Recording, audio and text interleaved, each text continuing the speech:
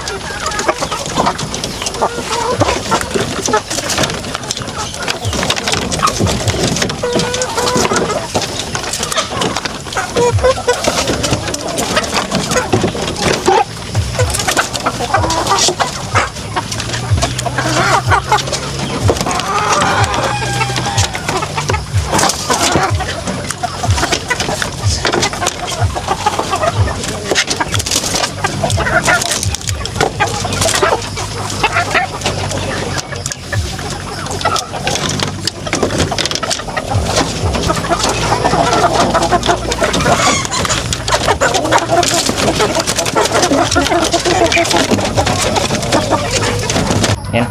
So, kasikin, tapos ko na pakain yung mga alaga at sa kasalukuyan po, ayan, uminit na pero still umambon. 1 init pista langit, mga kasikin. So, dito tayo sa na-mention ko po sa inyo, yung pong isa sa pinakalimpyado, no, or pinakamalinis ko na manok na inalagaan ko since day 1, mga kasikin. Talagang hindi sila nagbabago. Talagang sobrang linis na, kahit yung inuman nila hindi iniiputan, yung feeder hindi iniiputan. So talagang napaka-responsable po ng mga sisiw na to, mga kasikin, no? Kaya yan, tingnan nyo, kung gusto nyo po mag-alaga ng malinis na mga manok, hindi nyo na kailangan maglinis pa, linisan sila. So ito po yun, mga kasikin. So yan yung mga patubig, mga kasikin. Hindi ko ito nakuha, mga kasikin, no? Yan, wala po talagang ipot, no? Unlike po sa iba natin mga alaga, may mga ipot, no, every morning. At ayan po sila. Yan po yung sinasabi ko, mga kasikin. So sila po ay mga white leghorn. all stags po mga kasike, no? So ito po ay galing po sa ating brother-in-law, pinalagaan sa atin sapagkat ayan, binigay ito sa kanyang mga kasamahan, no? 14 pieces sana sila mga kasike, but namatay ng isa sapagkat ayun nga, hindi kaagad natin nakuha sila sa box, kaya ito ang nangyari. Ayan, no? So yan po sila. Pero ang problema lang dito mga kasiken, yung iba nila mga pitan, ayun, may nag-iipot po ng ano, hindi ko alam kasi nagtutukaan sila eh. May one time kasi na hindi ko sila nabigyan ng patubig, kaya yan ang nangyari, no? Nagtutukaan. But ayan sila, so malaki na. 3 weeks old na po sila mga kasiken, at ngayon bibigyan na po natin sila ng patuka. So medyo giniginaw sila sapagkat ayan, patuloy yung pagulan at wala po tayong pailaw dito mga kasiken, kaya bibigyan natin ng patuka, no?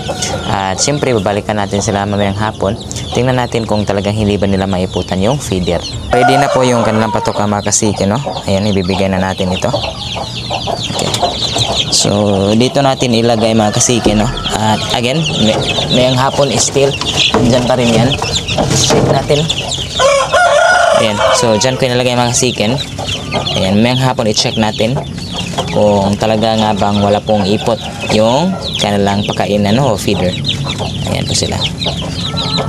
Okay, so medyo marami yung nilagay natin kasi nga only feeding pa rin tayo sa kanilang mga kasiken. Okay. Ayan. Okay, so kasiken, yun lang po yung video natin sa araw na ito. So susunod siguro natin mga upload ay siguro i-post na natin yung kung ating nagagandahan din ng mga broodcock, no? Mga masisigang broodcock natin sa ating yard. Kaya mga kasiken, maraming salamat po sa patuloy na panonood at pagsusubaybay po sa ating video. Kaya mag-ingat kayo palagi at happy farming po. Shout out ulit kay Sir Brian Corpus. Maraming salamat sa patuloy na panonood, sir. God bless and happy farming. And so kasiken, kung makita nyo sa oras natin ngayon, nasa 5:20 na dyan ng hapon. Ayan.